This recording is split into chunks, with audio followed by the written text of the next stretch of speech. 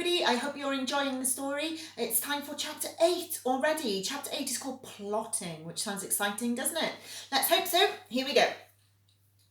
We have to get her out of the house, Rowan urged. Then we can look for the treasure. To their dismay, even though Gran usually spent her days out of the cottage, she was currently entrenched in the kitchen, surrounded by weird ingredients, chatting about the tides to Blackbeard as if he were answering back.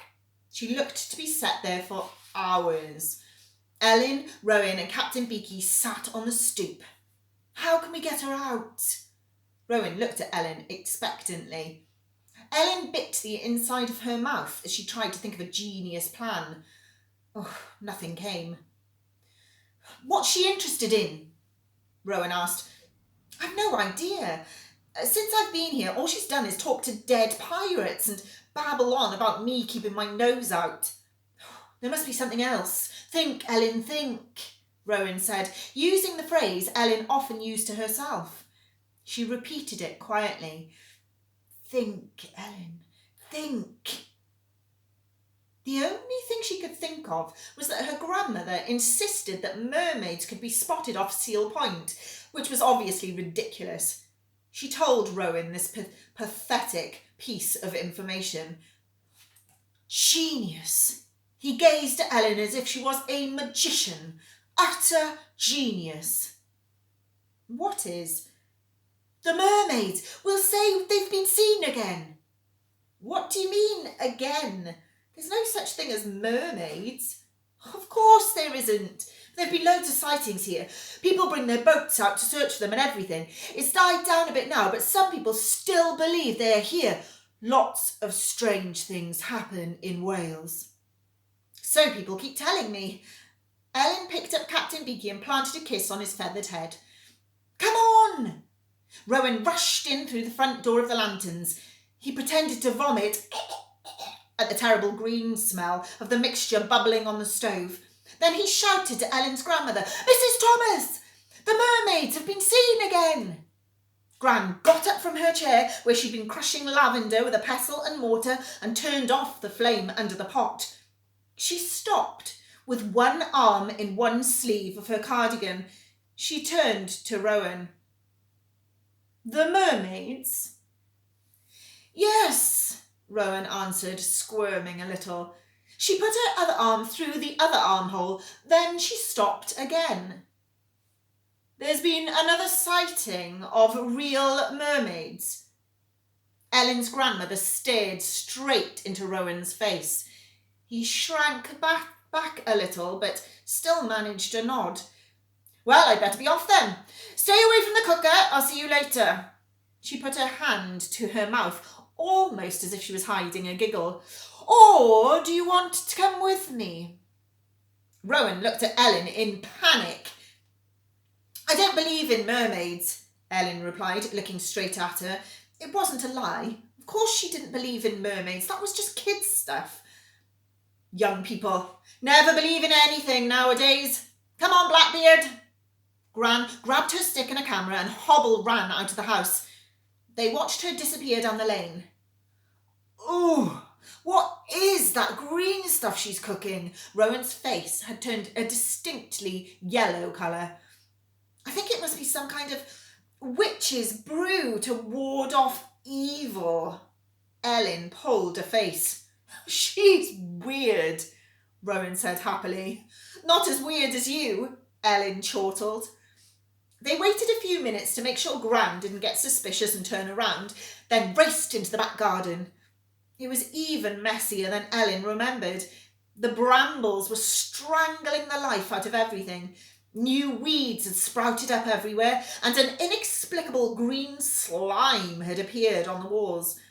Rowan stopped in his tracks. Do you think Captain Evans is right? This is the same garden. They compared the photo with the state of the garden now. There were definite similarities if you used your imagination, but you really had to use your imagination. Come on, let's start searching. Ellen placed Captain Beaky carefully on the floor, and they searched under the upturned plant pots, putting them the right way up as they went along. They tore the weeds up with their bare hands, hoping to find the handle of a barely hidden treasure chest.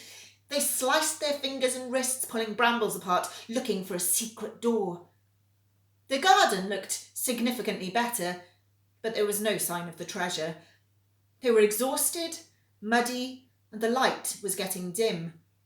Miserable, they went back into the kitchen, where the scent of the concoction lingered horribly. Captain Beaky walked slowly across the tabletop and hid his face in the flowers, as if he was trying to block out the smell too. They put the rhyme on the kitchen table and sat down, supporting their heads in their earth-covered hands and stretching their aching necks. The sun began to sink outside. Growing life and magic true, of beauteous lights of fire, love's treasures then will come to you, deliver heart's desire. Ellen looked at the signature, Blackbeard, and imagined the ancient pirate sailing the seven seas and collecting jewels. We must be missing something. Ellen concentrated hard on the rhyme. Growing life and magic true. What could that mean? Search me. Rowan looked despondent. Growing life. It could be a baby. Great. Where are we going to get one of those? Rowan was sulking. Well, you're acting like one. Perhaps you'll do. Ellen wasn't about to put up with his moodiness. It could be plants. Rowan sat up. Go on. Growing life could be something to do with the plants and the flowers in the picture? He was very interested again now. What about the rest of it? Well, I'm not sure about the beauteous lights of fire bit. Rowan jumped up out of his seat. It's all the lights in the picture. Look, there are fairy lights and candles and all sorts. Brilliant. Perhaps the treasure hasn't been found because my grandmother keeps it so stupidly dark here. Ellen was getting excited. She carried on reading it aloud. Love's treasures then will come to you, deliver heart's desire. Of course! Rowan was hopping about like mad. Love's treasure, it means gold. People always give each other gold stuff when they're in love. You've seen all that gross stuff on TV. He got down on one knee and pretended to propose to someone. Will you marry me? Blech, Ellen said. And then they give each other rings and stuff made of gold. G-O-L-D. Gold. He was right. Ellen felt her heart pounding. So it's here somewhere. But where? That's the magic bit. We have to get the flowers growing in the garden. We have to fill the garden with lights. And then we wait. Wait for what, Rowan? For a sign. How's that going to happen? Well, I don't know, do I?